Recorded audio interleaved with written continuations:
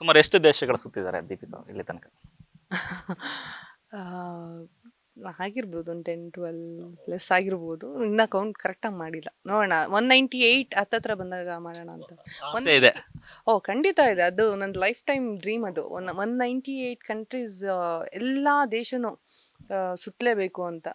C, ನನ್ ತುಂಬಾನೇ passionate ಆವಾಗ್ಲಿಂದ ಮುಂಚೆಯಿಂದನು. ನನ್ನ ಮನೇಲಿ 2 ದಿನ ಆದ್ಮೇಲೆ ಇರೋಕ್ಕಾಗಲ್ಲ.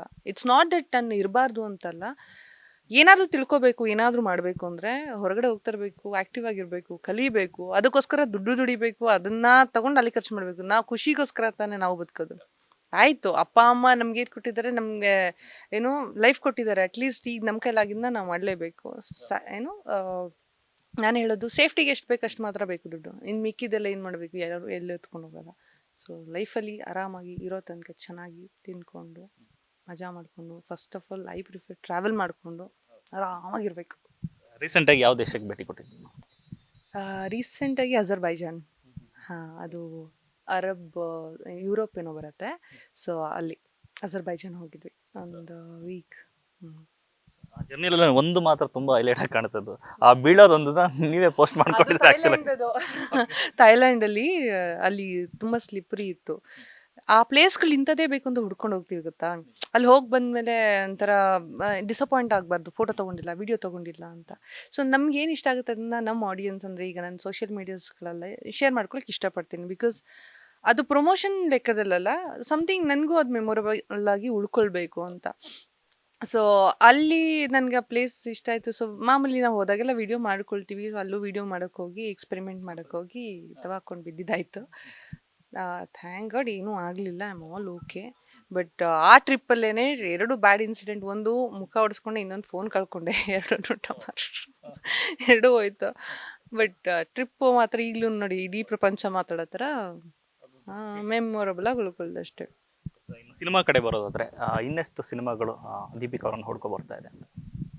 ಆ್ಯಕ್ಚುಲಿ 2 ಸ್ಕ್ರಿಪ್ಟ್ ಆಲ್ರೆಡಿ ಕೇಳಿದ್ದೀನಿ. So one is about to finalise. Because ಒಂದಷ್ಟು ದಿನದ ತನಕ ಪರ್ಸ್ನಲ್ ಲೈಫ್ಗೆ ಒಂದಷ್ಟು ಜಸ್ಟಿಫಿಕೇಶನ್ ಕೊಡಲೇಬೇಕಾಯ್ತು. ಆ ಜಸ್ಟಿಫೈ ಮಾಡಬೇಕು.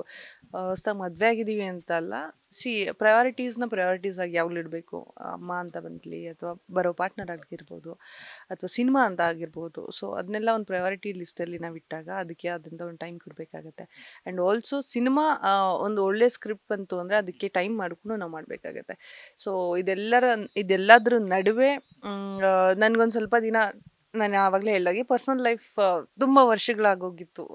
ಏನೋ ನಿಜವಾಗ್ಲೂ ಫೋಕಸ್ ಮಾಡಿ. ಸೊ ಐ ಥಾಟ್ ಓಕೆ, ಸ್ವಲ್ಪ ದಿನ ತಗೊಳ್ಳೋಣ ಅಂತ ಅಂದ್ಕೊಂಡು ಒಂದು ಟೈಮ್ ತೊಗೊಂಡೆ. ಆ್ಯಂಡ್ ಆಲ್ಸೋ ಇನ್ ಬಿಟ್ವೀನ್ ಇಂಡಸ್ಟ್ರಿಯಲ್ಲಿ ಇದ್ಕೊಂಡು ಕೆಲವೊಂದು ಸಬ್ಜೆಕ್ಟ್ಗಳನ್ನೂ ಕೇಳ್ತಾ ಇದ್ದೀನಿ. And also we have other plans. ನೋಡೋಣ ಗೋಯಿಂಗ್ ಫಾರ್ವರ್ಡ್ ಏನಾದರೂ ಒಳ್ಳೊಳ್ಳೆ ಸ್ಕ್ರಿಪ್ಟ್ ಬಂದು, ಒಳ್ಳೊಳ್ಳೆ ಏನಾದರೂ ಆಪರ್ಚುನಿಟೀಸ್ಗಳು ಬಂತು ಅಂದರೆ ಖಂಡಿತವಾಗ್ಲೂ ಎವ್ರಿ ಸ್ಟೆಪ್ಪಲ್ಲೂ ಮುಂದೆ ಹೋಗುವಂಥ ಪ್ಲಾನ್ಸಲ್ಲಿದ್ದೀನಿ. ಸಾಕಷ್ಟು ಸಿನಿಮಾಗಳು ನಿಮ್ಮನ್ನು ಹುಡ್ಕೊ ಬರ್ತಾರೆ, ಬಟ್ ನಿಮ್ಗೊಂದು ಆಸೆ ಇರುತ್ತೆ ಅಲ್ವಾ, ಇದು ಮಾಡಿದ್ರೆ ಇದೊಂದು ಪಾತ್ರ ಮಾಡಬೇಕು ಅಂತ, ಯಾವ ಥರದ ಕನಸಿದೆ ಅಂತ? ಬೇಸಿಕ್ಲಿ ನನಗೆ ಮೈಥಾಲಜಿ ಸಬ್ಜೆಕ್ಟ್ ತುಂಬ ಇಷ್ಟ ಆಗುತ್ತೆ. ಸೊ ಮೈಥಾಲಜಿ ಅಂತ ಬಂದಾಗ ಅದಕ್ಕೆ ಒಂದು ಪ್ರಿಪ್ರೇಷನ್ಸ್ ಎಲ್ಲ ತುಂಬಾ ಇರುತ್ತೆ. I know it's very hard working, ಮತ್ತು ತುಂಬಾ ಎಫರ್ಟ್ ಹಾಕಬೇಕು. ವರ್ಷಗಳ ಗಟ್ಟಲೆ ನಾವು ಕಳೆದ್ರೂ ಪರವಾಗಿಲ್ಲ. ಬಟ್ ನನಗೆ ಆ ಥರ ಒಂದು ಲೈಫ್ ಟೈಮ್ ಕ್ಯಾರೆಕ್ಟರ್ ಮಾಡಬೇಕು ಅಂತ ಇಷ್ಟ. ಲೈಕ್ ಪದ್ಮಾವತ್ ಕ್ಯಾರೆಕ್ಟರು, ಅಥವಾ women oriented especially.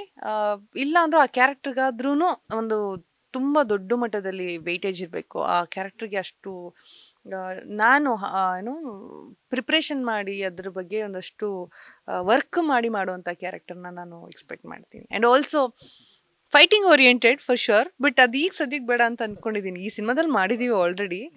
But still ಎಲ್ಲೋ ಒಂದು ಕಡೆ ವುಮೆನ್ ಎಂಪವರ್ಮೆಂಟ್ ಅನ್ನೋ ಒಂದು ಸಿನಿಮಾ ಬರುತ್ತೆ ಗೊತ್ತಾ, ಆ type. And strong lady type ಆ ಥರ ಮಾಡೋಕ್ಕೆ ಇಷ್ಟಪಡ್ತೀನಿ. ನಿಮ್ಮ ಅಭಿಮಾನಿಗಳು ಎದುರು ನೋಡ್ತಾರೆ ಸ್ಮಾಲ್ ಸ್ಕ್ರೀನಲ್ಲಿ ಏನಾದ್ರು ಪ್ರಯೋಗಗಳು ನೆಕ್ಸ್ಟ್ ಏನಾದ್ರು ಇದೆಯಾ? ಆಸ್ ಆಫ್ ನಾವು ಸದ್ಯಕ್ಕೆ ಏನು ಆ ಥರ ಪ್ಲಾನ್ಸ್ ಇಲ್ಲ. ಬಟ್ ನೋಡೋಣ, ಒಳ್ಳೆ ಸ್ಕ್ರಿಪ್ಟ್ ಅಲ್ಲೂ ಕೂಡ ಬಂತು ಅಂತ ಅಂದರೆ ಎಲ್ಲನೂ ಮ್ಯಾನೇಜ್ ಮಾಡ್ಬೋದು ಕರೆಕ್ಟಾಗಿ ಅಂತ. ಖಂಡಿತವಾಗ್ಲೂ ನಾನು 100% ಕಮಿಟ್ಮೆಂಟ್ ಕೊಡ್ಬೋದು. ಅದರಿಂದ 100% ನನಗೆ ಏನಾದರೂ ಚೆನ್ನಾಗಿ ಮಾಡ್ಬೋದು ನನ್ನ ಕೈಲಿ ಅಂತ ಅಂದರೆ ಖಂಡಿತವಾಗ್ಲೂ ನಾನು ಮಾಡೇ ಮಾಡ್ತೀನಿ. ಒಳ್ಳೆಯದಾಗಲಿ, thank you so much. Thank you so much. ಒಳ್ಳೆಯದಾಗಲಿ ಸಿನಿಮಾಗೆ. ಹ್ಯಾಪಿ ಗೌರಿ ಥ್ಯಾಂಕ್ ಯು ನಿಮಗೂ ಕೂಡ ಒಳ್ಳೆಯದಾಗಲಿ. Thank you so much. Thank you.